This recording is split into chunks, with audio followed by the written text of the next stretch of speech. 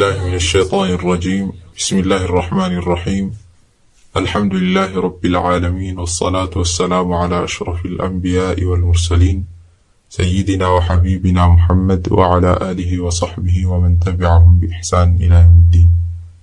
أما بعد، يتكبراتشو وندمنا هتوج بإذن الله تعالى يزي سامنت محاضرة رئيساتنا يميهونو ክርስቲያኖችን ኢላማ ማድረግ የሚል ይሆናል። በሙሽሪኮች ደም ዙሪያ ያለው መሰረታዊ ሁክም ደማቸው የተፈቀደ መሆኑ ነው።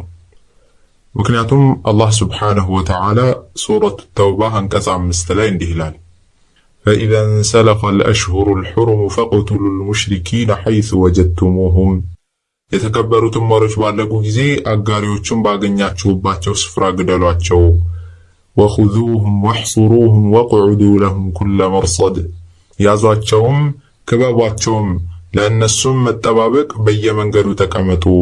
فإن تابوا وأقاموا الصلاة وآتوا الزكاة فخلوا سبيلهم ቢጸጸቱም ሶላትንም በደንቡ ቢሰግዱ ግዴታ ምጽዋትንም ቢሰጡ መንገዳቸውን ልቀቁላቸው።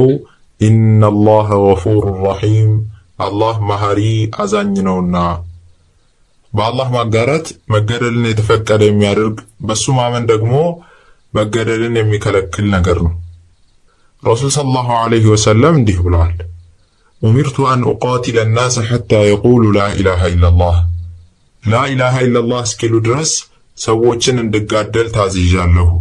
فمن قال لا إله إلا الله لا إله إلا الله ያለ ሰው عصم مني ماله ونفسه ገንዘቡንና ነፍሱን ከኔ ጠበቀ ኢላ ቢሐቅሂ በላ ኢላሃ ኢላላህ መብት ይሆን እንጂ።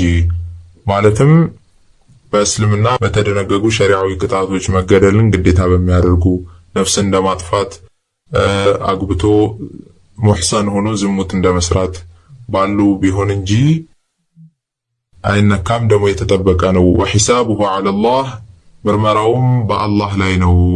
ሙተፈቁን ዐለይህ ሐዲሱ ሙተፈቁን ዐለይህ ነው። ሙሽሪኮች ደማቸው በዚማ ወይም ጂዚያን በመክፈል አሊያም በአህድ በጊዜያዊ የሰላም ስምምነት ማለት ነው፣ ወይም ደግሞ በአማን ጊዜያዊ የህይወት ዋስትና ተሰጥቷቸው እንጂ ደማቸውን ጥብቅ ማድረግ አይችሉም። በእነዚህ መንገዶችም ጥብቅነታቸው ጊዜያዊ ይሆናል።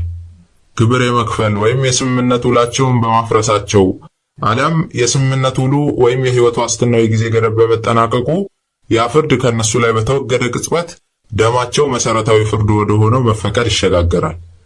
በሙስሊሞች መካከልም በዚህ ላይ ምንም ልዩነት የለም። እዚህ ኢትዮጵያ የሚገኙ ክርስቲያኖችም አላህ Subhanahu Wa Ta'ala በሙስሊሞች አስተዳደር ስር ገብተው የተዋረዱ ሆነው ግብር በመክፈል ደማቸውን እንዲጠብቁ ከፈቀደላቸው ሰዎች የሚመደቡ ናቸው። አላህ Subhanahu Wa Ta'ala ሱረቱ ተውባ አንቀጽ 29 ላይ እንዲህ ይላል: